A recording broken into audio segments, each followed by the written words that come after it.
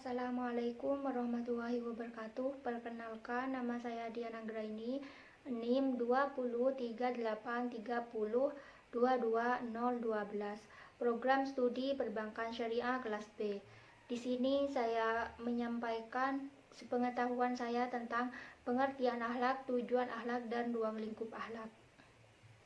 Pertama-tama, marilah kita panjatkan puja dan puji syukur kehadirat Allah Subhanahu wa Ta'ala yang telah beri kita nikmat, sehat, walafiat.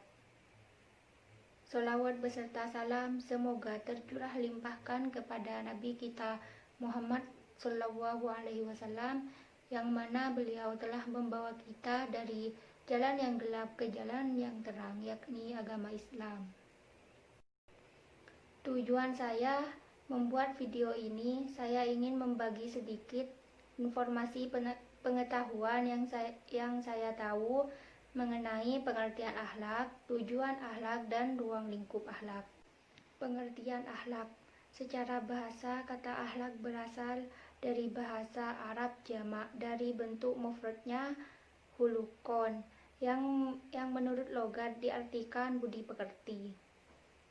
Sedangkan secara istilah akhlak adalah kehendak dan tindakan yang sudah menyatu dengan pribadi seseorang dalam kehidupannya, sehingga sulit untuk dipisahkan.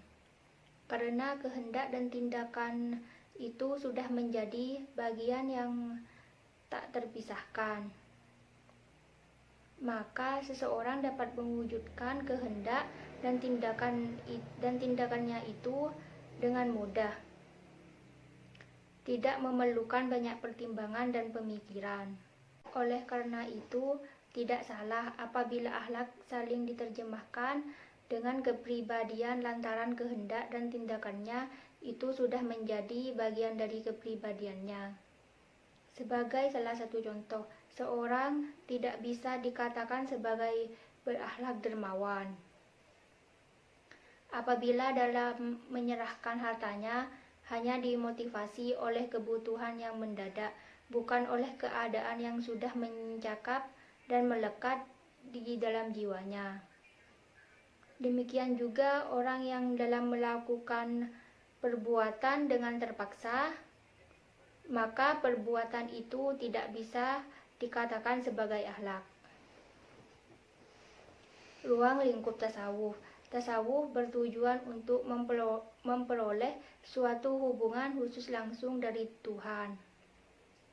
Hubungan yang dimaksud mempunyai makna dengan penuh kesadaran bahwa manusia sedang berada di akhirat Tuhan. Kesadaran tersebut menuju kontak komunikasi dialog antara ruh manusia dengan Tuhan. Hal ini melalui cara bahwa manusia mengaksikannya diri, keberadaannya yang dekat dengan Tuhan akan terbentuk ijtihad atau bersatu dengan Tuhan. Demikian ini menjadi inti persoalan sofisme baik pada agama Islam maupun di luarnya. Dengan pemikiran di atas dapat dipahami bahwa tasawuf atau mistisme Islam adalah suatu ilmu yang mempelajarinya bagaimana seorang dapat mudah berada di hadirat Allah Subhanahu wa Ta'ala. Tasawuf atau mistisme dalam Islam bersensi pada hidup dan berkembang mulai bentuk hidup atau menjauhi kemewahan duniawi. Tujuan tasawuf untuk bisa berhubungan langsung dengan Tuhan, dengan maksud ada perasaan benar-benar berada di hadirat Tuhan. Para sufi beranggapan bahwa ibadah yang diselenggarakan dengan cara formal belum dianggap memuaskan karena belum memenuhi kebutuhan spiritual kaum sufi. Kawasan membahas ilmu akhlak adalah seluruh aspek kehidupan manusia, baik sebagai individu, perorangan, atau kelompok. Tujuan mempelajari akhlak tasawuf secara umum.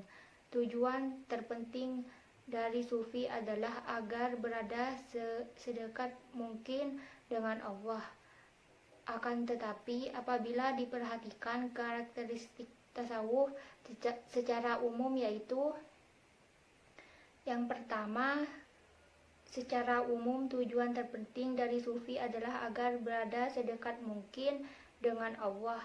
Akan tetapi apabila dihentikan karakteristik tasawuf secara umum, yaitu yang kedua, untuk pembinaan aspek moral. Aspek ini meliputi mewujudkan kestabilan jiwa yang berkesinambungan penguasaan dan pengadilan hawa nafsu, sehingga manusia konsisten dan komitmennya hanya kepada keluhuran moral. Yang ketiga, untuk makrifatun melalui penyingkapan langsung atau metode al-kasf al-hijab. Tasawuf jenis itu sudah bersifat teroris.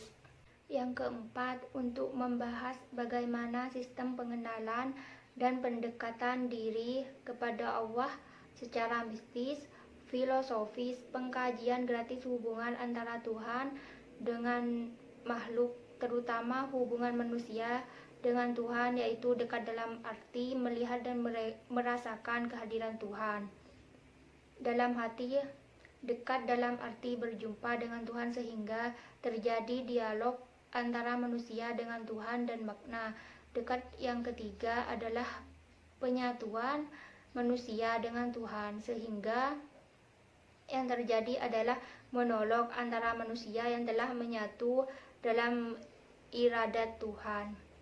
Mungkin hanya ini yang dapat saya sampaikan, kurang lebihnya mohon maaf. Wassalamualaikum warahmatullahi wabarakatuh.